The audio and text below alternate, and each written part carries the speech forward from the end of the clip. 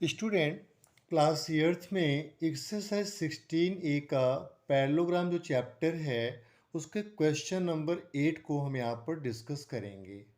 Question number 8 बहुत अच्छा सा क्वेश्चन है और यदि इस क्वेश्चन को आप समझ के करें तो मैं समझता हूँ क्वेश्चन आप बहुत इजी वे में कर लेंगे और समझ भी जाएंगे और मैं कहता हूँ दूसरों को भी आप समझा सकते हो।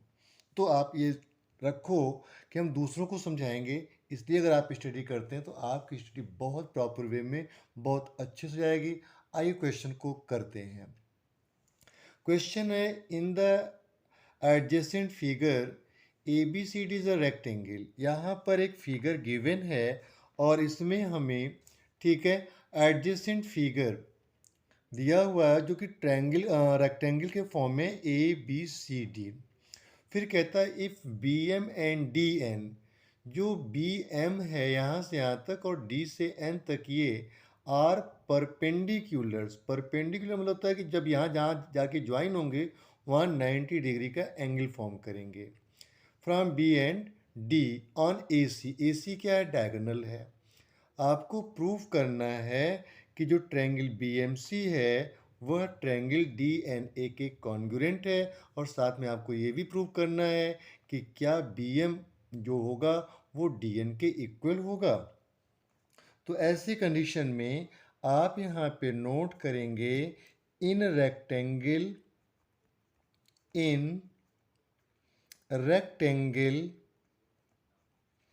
ए बी सी डी, ये आपका एक फॉर्म हुआ। उसमें आपको क्या क्या चीज़ें हैं, यहाँ पे आपके पास है डायगोनल। डायगोनल जो है बेटा वो ए सी है। ए से लेकर सी तक वन कॉर्नर से सेकंड कॉर्नर तक जो ज्वाइन करता है उसे डायगोनल कहते हैं।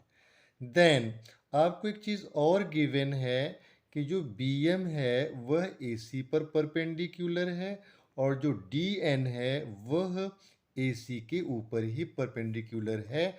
ठीक है, जब जो कुछ चीज़ परपेंडिकुलर होती है वो 90 डिग्री का एंगल फॉर्म करती है। ठीक, यहाँ तक समझ में आ गया आपके। अब इस क्वेश्चन में आपको प्रूव करना है, टू प्रूव क्या प्रूव करना है कि triangle B M C is congruent to triangle D N A.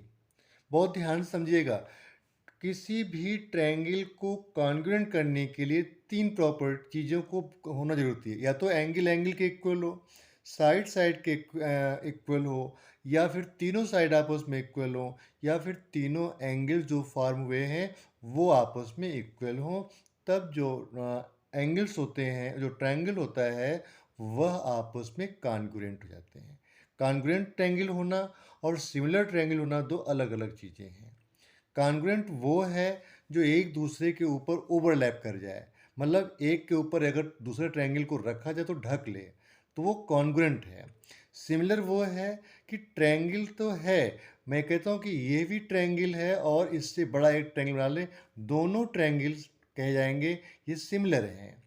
Coins है, छोटा क्वाइंस है, बड़ा क्वाइंस है, क्वाइंस क्वाइन है, वो सिमिलर हो सकता है। तो मैं यहाँ पर क्वेश्चन को आपको आगे बढ़ा रहा हूँ। टू प्रूव, अब यहाँ पर हमारे पास आया प्रूफ। इस चीज़ को हमें प्रूफ करना है कि क्या रीज़न है कि वो इक्वल होगा। तो यहाँ पर इन दोनों ट्रायंगल्स को हम ले लेंगे। Triangle B M C and triangle D N A, इस ट्रायंगल को लिया आपने। यहाँ ट्रायंगल्स को लेने के बाद आप देखें इसमें हमें क्या क्या चीज़ें मिल रही हैं। हमें पहली बात तो ये मिल रही है कि भाई बी सी जो है वह ए डी के इक्वल है।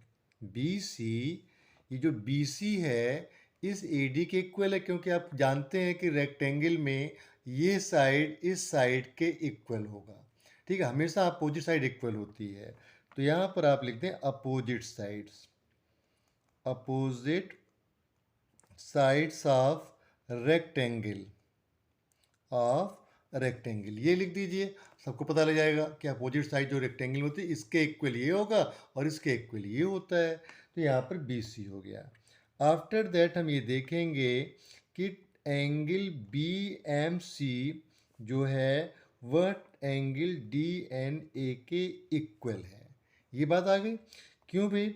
यहाँ पर है क्योंकि जो बी एम ए है ये परपेंडिकुलर होने की वजह से ये आपस में क्या हो रहे हैं, 90 डिग्री के बन रहे हैं।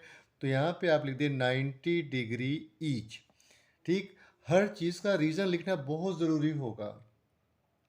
अब दूसरा है angle B C M. Angle B C M, जो बी है, सी है और एम है, यहाँ के एंगल। और इधर से एंगल ले लेते हैं डी ए एन।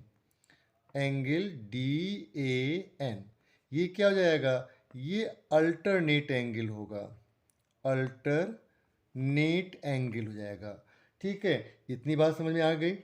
जब ये देखें, अब इस साइड भी साइड इक्वल हो गया, एंगल एंगल के इक्वल हो गया, तो हम यहाँ पे लिख सकते हैं that triangle B M C will be congruent to triangle D N ए।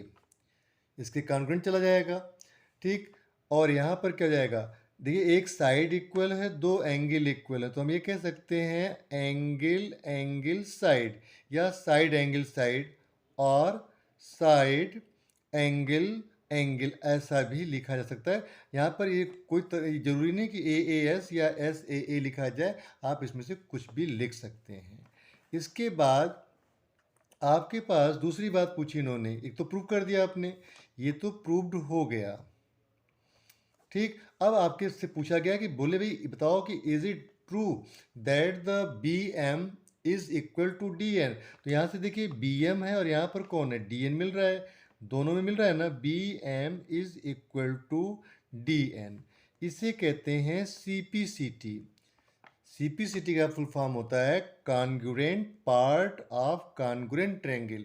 अगर कोई ट्रायंगल आपस में कॉन्ग्रुएंट हो रहे हैं तो उनमें पाए जाने वाले जो भी एलिमेंट्स होंगे वो भी आपस में कॉन्ग्रुएंट होंगे, अर्थात इक्वल होंगे।